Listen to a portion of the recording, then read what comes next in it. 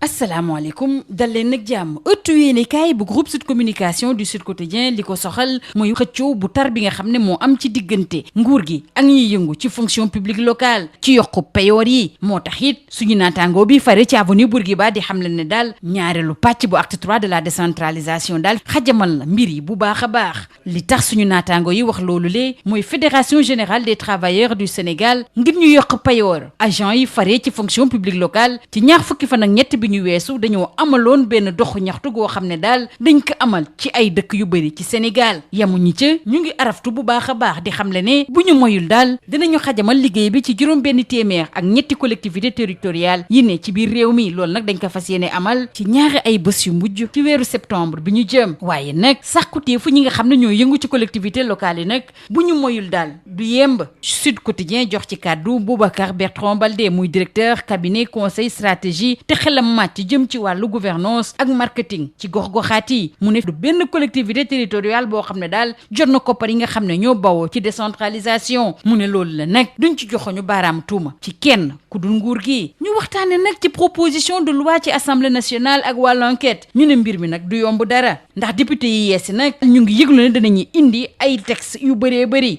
waaye nag mbir mi du yomb dara mu dellu si lan moo nar a xajamal boobule sàkkuteefu député yu yees yooyu lee député fukk ak ñetteelu législature bi nag ñoom def nañ lum néew ñetti proposition de loi mu wuteeg loolu nag li nit ñi di ruumandaat ñu des ci assemblée nationale ak mandataire national bu wàllu Sénégal di Mamadou Lamine Thiam mu sekk waxtaan bu yaatu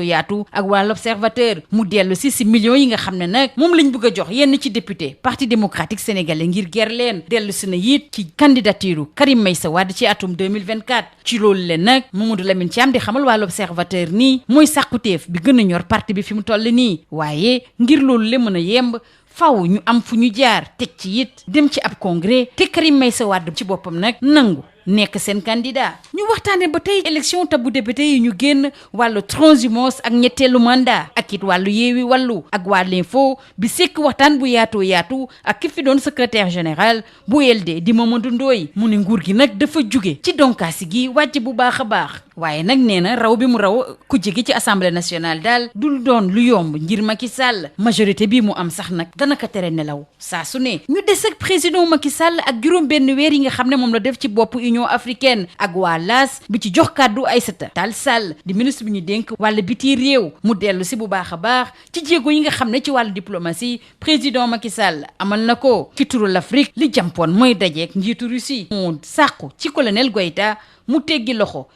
fukk ak juróom-ñeenti soldat yi bawoo ci Côte d'Ivoire Aïssata Tall Sall di xamal waa LAS ba tey nii teewaayu l'Afrique ci G20 moom lu munul ñàkk la ñu des ak Aïssata Tall Sall ak juróom benn weer yi nga xam ne moom la Macky def ci bopp Union africaine ak bés bi le jour mbir mi it soxal na leen lool ginnaaw Mali nag président Sall dana dem ca Guinée ak ci Burkina dana dem it ci mbootaayu xeet yi def kiim kàttanam ba l'Afrique mën a teew ci conseil de sécurité bu ONU tribune moom li ko soxal mooy alal bi nga xam ne dañ koy am ci anam goo xam ne jaarul ci yoon ak xeex wàllu guerre mu ciy samp ab laaj lu ko dalee Wade ak Macky fan la yoon jaar ci suñu réew lu mooy Karim Tahibou Ndiaye ak Baldé yeneen kilifa yu bëri nag dara teguwul ci seen dodd maître Wade ak Abdou Diouf tanewuñu benn yoon président Macky Sall bu ñu sukkandikoo ci tribune muy dellu si ci digg yi nga xam ne nag moom la njiitu réew mi defal te dara amu ca ci wàññi dundu gu seer gi indi ay coppite yu war ci wàllu institution yi ak it wàllu état de droit loolu yóbbi ñu waxtaane wàllu yoon ak waa libération di xam ne dafa am benn góor goo xam ne daal dañu ko teg loxo fi mu toll nii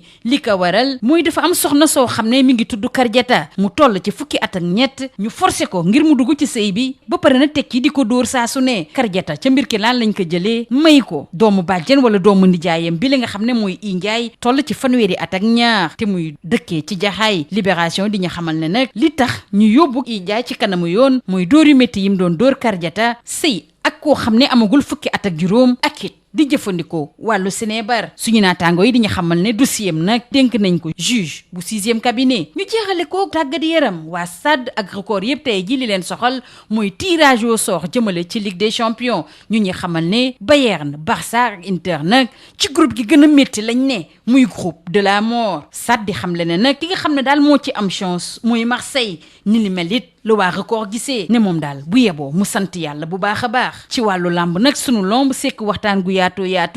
ak ki nga xam ne moo doon tàggat écurie bul faale di Pam Ndiaye muy xam le ne diggam ak Tyson moom jeex na tàkk ndax nee na Tyson dafa soril ñëpp ñi nga xam ne daal ñoo newoon ci wetam. bul faale tas na tasar bu ñu sukkandikoo ci Pam Ndiaye li ko waral mooy xaalis. lii moo gënoon a fës ci ëttu yéenekaay yi ñu xëyandool ñu yendoog jàmm.